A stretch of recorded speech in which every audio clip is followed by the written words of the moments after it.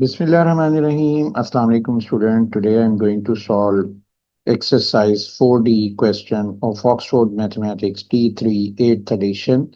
Before starting these questions, I request you please subscribe my channel and press the bell icon button. Let's start question number 5. देखिए question 5 और उससे other questions को start करने से पहले इससे पिछली वीडियो एक्सरसाइज 4D की उसमें मैंने एक्सपोनेंशियल डिके और एक्सपोनेंशियल ग्रोथ का मैंने डिस्कशन की है कि कैसे हम उसका फार्मूला यूज करते हैं और उससे आप हेल्प ले सकते हैं इन नेक्स्ट क्वेश्चंस को सॉल्व करने के लिए। जो लिंक है इस एक्सरसाइज 4D की पिछले वीडियो का उसके डिस्क्रिप्शन में शेयर कर दूंगा, वहां से आप इसको वॉच कर सकते हैं। अब हम इसका क्वेश्चन 5 स्टार्ट करते हैं। देखिए, Yasir bought a car after t year, its value dollar p is given by p equal to 25,000 into 0.86 whole power T.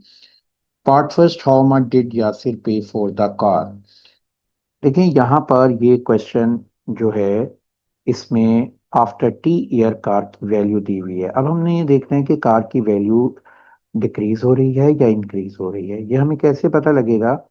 देखिए, अगर आप इस वैल्यू को देखें 0.86 होल पावर टी, तो इसको अगर मैं 25,000 से वैल्यू को मल्टीप्लाई करूंगा तो ये वैल्यू डिक्रीज ही होगी, क्योंकि टी की जो भी वैल्यू लेंगे और उससे जब इसको मल्टीप्लाई करेंगे वो डिक्रीज होगी। और इसको चेक करने का एक वे ये भी है कि जो इंडेक्स वैल्यू दी हुई है 0.86 होल पावर टी, इसकी बेस वैल्यू क्या है? 0.86। इसको देखें, ये वन से क्या है? स्मॉलर है। अगर ये वन से स्मॉलर है तो ये डिके होगा, वैल्यू जो होगी डिक्रीज होगी, इसलिए ये एक्सपोनेंशियल डिके है। इसके अकॉर्डिंग हम यहाँ पर ये फॉर्मूला यूज करेंगे, A equal to A naught 1 - r/100 whole power n। अब यहाँ पर नोट करो कि ए जो है वो दिया हुआ है 25,000 multiply 0.86 whole power t, this is a. और इक्वल टू ए नॉट हम एज इट इज लिख लेते हैं। इनिशियल वैल्यू क्या है वो हमने कैलकुलेट करनी है, 1 - r/100 whole power t. N है, एन की जगह हम टी लिख देंगे क्योंकि नंबर ऑफ पीरियड्स जो हैं यहाँ पर वो टी ईयर्स हैं, तो टी आ जाएगा। इसके अकॉर्डिंग अब हम इसको देखते हैं। तो अब आप नोट करो कि इसमें कंपेयर करें तो यहाँ पर ये जो वैल्यू है ए नॉट और 25,000, ये इक्वल होगा ए नॉट किसके? 25,000 के। तो इसलिए ये नॉट क्या होती है? Initial value. तो यहाँ पर हम लिख देंगे इनिशियल वैल्यू, और इनिशियल वैल्यू का आंसर आ गया 25,000। अब पार्ट सेकंड देखें। पार्ट सेकंड में है कि how much percentage decrease in the value. अगर आप इसी वैल्यू को नोट करें कि 0.86 होल पावर टी, तो वो किसके इक्वल आ रही है? वो आ रही है 1 - r/100 होल पावर टी के। तो इसको इससे कंपेयर कर लिया तो टी टी से कैंसिल हो गया। अब ये 0.86 इक्वल टू 1 - r/100 हो गया। अब आप इसको मजीद सिंप्लीफाई कर लें तो इसमें r/100 को शिफ्ट कर दे राइट से लेफ्ट पे, ये प्लस r/100 हो जाएगा। और इस वैल्यू को इधर शिफ्ट कर दे तो ये हो जाएगा 1 - 0.86। तो ये वैल्यू किसके इक्वल आएगी? 0.14 r/100। तो अब आप नोट करें कि r किसके इक्वल आ जाएगा?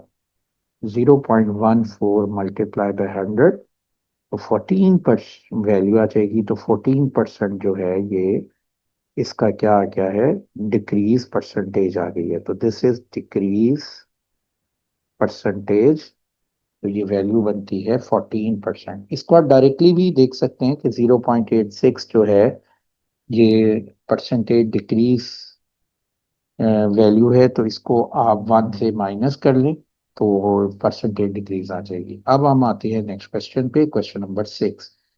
अब देखिए क्वेश्चन 6 क्या है कि company was founded on 1st January 2022. After T-year, number of worker is 330 into 1.2 power T. State initial value of worker that the company started.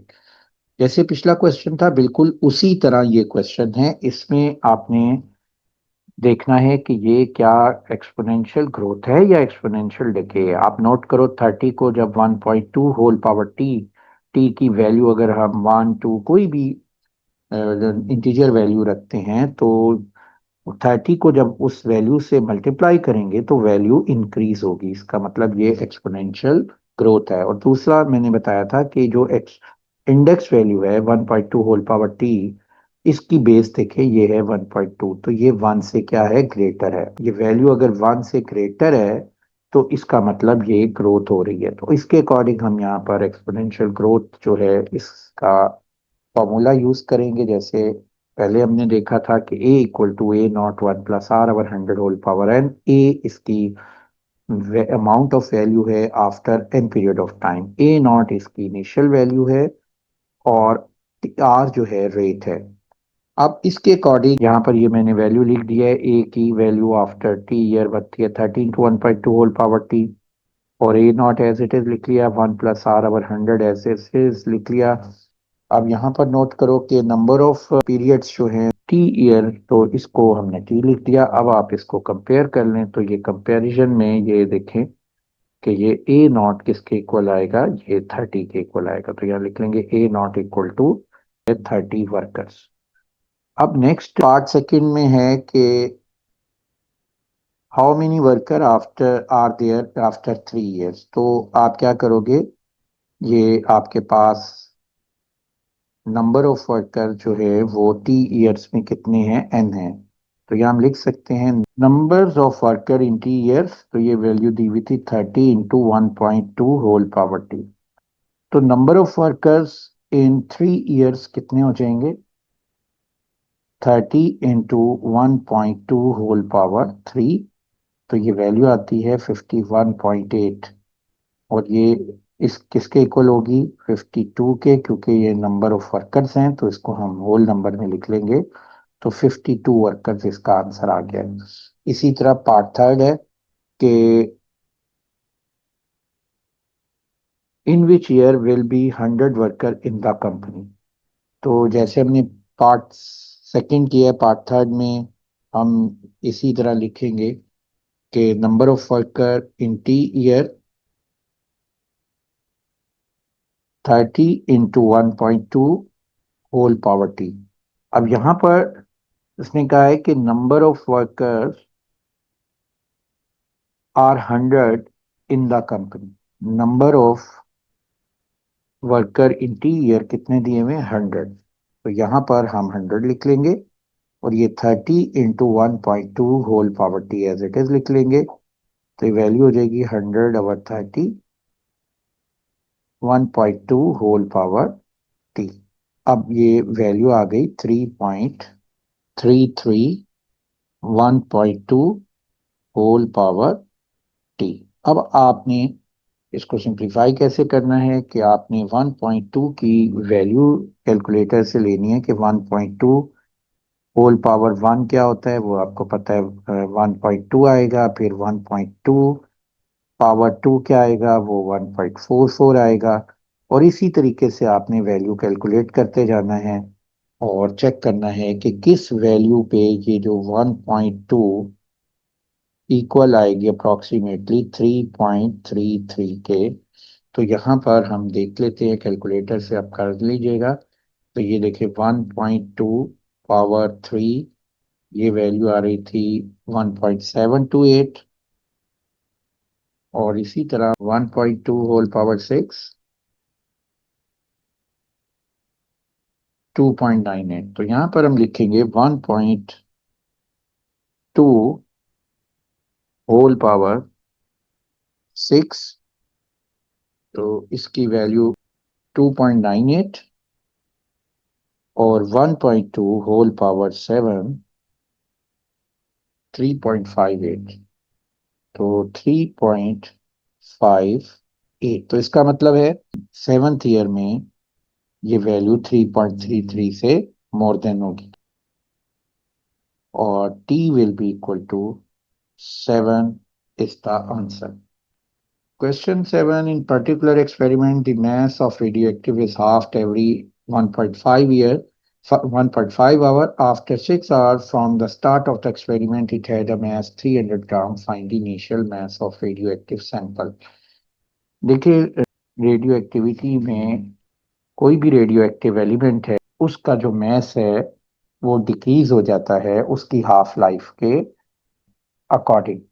तो यहाँ पर जो रेडियो एक्टिव सैंपल है उसकी हाफ लाइफ की हुई है 1.5 आवर। और ये क्वेश्चन जो है ये बेसिकली एक्सपोनेंशियल डिके का क्वेश्चन है, क्योंकि रेडियो एक्टिविटी में जो मैस है वो डिक्रीज होता है। तो इसलिए हम यहाँ पर ये फॉर्मूला यूज करेंगे, A = A0 1 - R/100। अब इसके अकॉर्डिंग यहाँ पर हम वैल्यूज लिखेंगे।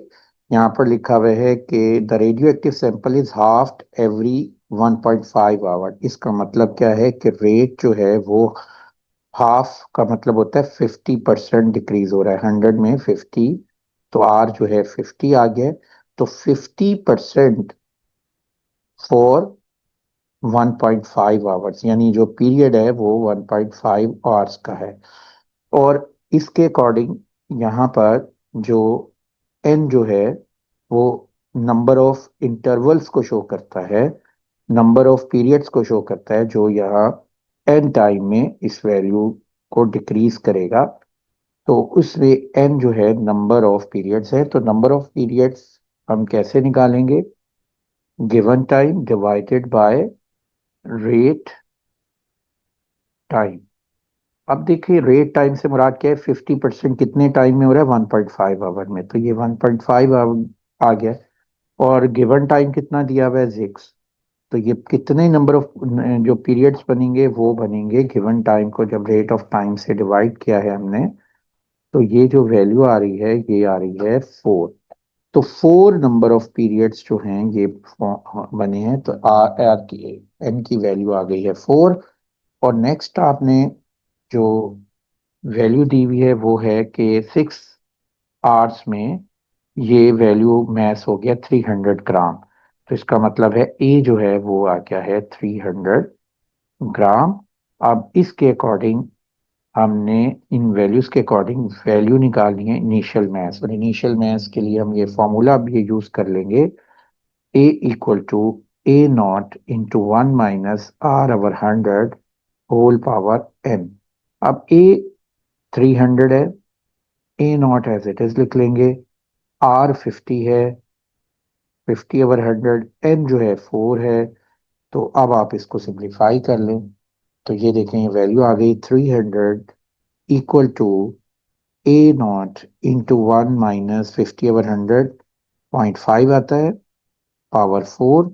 तो ये वैल्यू आ रही है A0 = 0.5 पावर 4 300। और ये A0 इक्वल हो जाएगा 300/0.5 होल पावर 4। तो इसको कैलकुलेट कर लेते हैं। तो ये वैल्यू आएगी 300 डिवाइडेड बाय 0.5 पावर 4। तो ये आंसर आ रहा है 4800। तो 4800 ग्राम इसका इनिशियल मैस है। तो ये हमारा आंसर आ गया है इसका। अब पार्ट सेकंड है calculate mass of radio active sample 24 hour after the start of experiment. तो देखें इसको आपने कैलकुलेट करना है कि 24 आवर में क्या सैंपल जो है उसकी क्या वैल्यू होगी। तो देखो यहाँ पर इस फॉर्मूले के according A = A0 1 - R/100 whole power n। तो यहाँ पर स्टार्टिंग वैल्यू इनिशियल वैल्यू हमारे पास आ चुकी है 4800। और रेट हमारे पास है 50%। और टाइम है 24 आवर। तो एन पहले हम निकालेंगे। एन जो है वो एन जो है नंबर ऑफ पीरियड्स है, जो नंबर ऑफ पीरियड्स बनेंगे जो गिवन टाइम है उसको डिवाइड कर देंगे। जो रेट टाइम दिया हुआ था वो था 1.5 आवर्स। तो 24 को 1.5 आवर्स से डिवाइड करेंगे तो ये वैल्यू आ जाएगी हमारी 16। तो 16 नंबर ऑफ पीरियड्स या नंबर ऑफ इंटरवल्स बनेंगे। तो 4800 इनिशियल वैल्यू है। और ये है 1 - 50/100। तो ये हो जाएगा 0.5 और पावर एन यानी नंबर ऑफ इंटरवल या नंबर ऑफ पीरियड्स जिसमें ये वैल्यू डिक्रीज होगी, तो वो है 16। अब इसके अकॉर्डिंग हम सिंप्लीफाई कर लेते हैं। तो ये वैल्यू आ गई है 4800 मल्टीप्लाई 0.5 होल पावर 16। तो ये वैल्यू आ जाएगी 4800 मल्टीप्लाई 0.5 पावर 16। तो ये आंसर आता है 0.0732 ग्राम। तो 16 आर में ये वैल्यू ये रह जाएगी। रेडियोएक्टिव सैंपल का जो मैस है वो आ जाएगा 0.0732 ग्राम।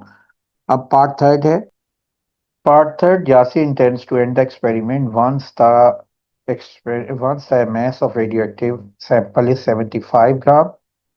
Determine the duration of the experiment। देखें अब यहाँ पर इसमें वो ये कह रहा है कि जो इसका mass है वो कितने टाइम में 75 ग्राम होगा। तो यहाँ A जो है वो 75 है, after n period of time 75 हो गया है। ए नॉट आपको पता है 4800 था, और ये वैल्यू आ जाएगी 1 माइनस 0.5 होल पावर एन। तो इसके अकॉर्डिंग यहाँ हम लिख सकते हैं 75 डिवाइडेड बाय 4800 इक्वल होगा 1 माइनस 0.5 होल पावर एन। ये वैल्यू बनती है 1 माइनस 0.5 होता है 0.5, तो यहाँ लिख देते हैं 0.5 होल पावर एन। ये वैल्यू आती है 75 डिवाइडेड बाय 4800 48। तो ये वैल्यू आती है 1/64। तो यहाँ पर हम लिख देंगे 1/64, और इसको भी हम 1/2 लिख सकते हैं 0.5 को, और इसको 1/64 को 1/2 पावर 6, और ये है 1/2 पावर एन। तो यहाँ देखें 2 से कैन 1/2 होल पावर 6 इक्वल है 1/2 होल पावर एन के। तो बेस सेम है, तो ये वैल्यू हम कंपेयर कर लेंगे पावर को, तो एन इक्वल हो गया 6। तो 6 एन है। तो ये नंबर ऑफ पीरियड्स आ गए हैं। तो एक जो एन इक्वल होता है वो होता है given time divided by time, total time divided by rate time. तो आपको मालूम है कि यहाँ पर एन 6 है, तो रेट टाइम था 6 आवर। तो ये टोटल टाइम को हम टी लिख लेते हैं, और ये था रेट टाइम था 1.5 आवर्स, तो 1.5, तो ये टी इक्वल हो जाएगा 6 इंटू 1.5, तो ये 9 आवर्स आ जाएगा। इसके अकॉर्डिंग ये 9 आवर्स जो है इसका आंसर आ गया है। अब हम आते हैं नेक्स्ट क्वेश्चन, क्वेश्चन 8 पे। Question 8, in particular study the population of town is observed to follow a cycle every 2 years. In first year, population increased 10%, second year decreases 10%, current population 50,000. What is the population after 40 years? देखिए यहाँ पर current population जो है वो 50,000 दी हुई है, तो हम क्या करेंगे कि यहाँ पर हमने लिख दी current population 50,000। After first year ये पॉपुलेशन कितनी हो जाएगी, ये 10% इंक्रीज हो जाएगी, यानी 100 में 10% इंक्रीज कर दें तो 100 प्लस 10% ऑफ 50,000। तो ये वैल्यू बन जाएगी 50,000 इंटू 110%, और इसको आप लिख सकते हैं 50,000 इंटू 1.1। परसेंटेज का मतलब होता है 1/100। 110 को डिवाइड करें 100 से तो ये 1.1 आता है। तो ये वैल्यू आ गई 150,000 इंटू 1.1। अब वो कहता है पॉपुलेशन इन सेकेंड ईयर क्या है, वो 10% डिक्रीज हो रही है। तो यहाँ पर 100 माइनस 10% ऑफ ये जो हमारे पास फर्स्ट वैल्यू थी वो थी 50,000 इंटू 1.1। तो इसके अकॉर्डिंग ये वैल्यू फॉर्म हो जाएगी if 90% multiply 1.1 into 50,000, तो आप इसको 90% का मतलब होता है 90/100, तो 90/100 होता है 0.9। तो ये आप यहाँ लिखेंगे 0.9 इंटू 1.1 इंटू 50,000। तो ये वैल्यू बनती है 0.99 इंटू 50,000। वैल्यू बन रही है इन 2 ईयर इंटरवल में वो फाइनल वैल्यू 50,000 इंटू 0.99। अब आप देखें ये 2 ईयर इंटरवल है, तो कितने नंबर ऑफ 40 ईयर में कितने 2 ईयर इंटरवल के साइकिल बनेंगे। तो यहाँ पर number of cycles of 2 year in 40 year time, तो ये बनते हैं 40 डिवाइडेड बाई 2, 20 साइकिल्स या 20 इंटरवल्स कह लें। तो अब इसको आप यहाँ पर लिख सकते हैं population will be 50,000 into 0.99 whole power n। n is the number of interval, तो ये हमारे पास वैल्यू है 50,000 इंटू 0.99 पावर 20। तो इस 20 साइकिल यानी 40 ईयर में ये जो वैल्यू बनती है वो बनेगी 50,000 0.99 पावर 20। तो ये आंसर आ रहा है 40895। यहाँ हम लिख देंगे 40895। इसको 3 सिग्निफिकेंट फिगर तक अगर हम लिखें तो ये 8 जो है थर्ड सिग्निफिकेंट डिजिट है और ये नेबरिंग डिजिट 1 से ग्रेटर है। तो ये वैल्यू इक्वल हो जाएगी 409, और ये प्लेस होल्डर में 00 लगा देंगे तो 440,900 पॉपुलेशन आएगी, और ये हमारा आंसर है।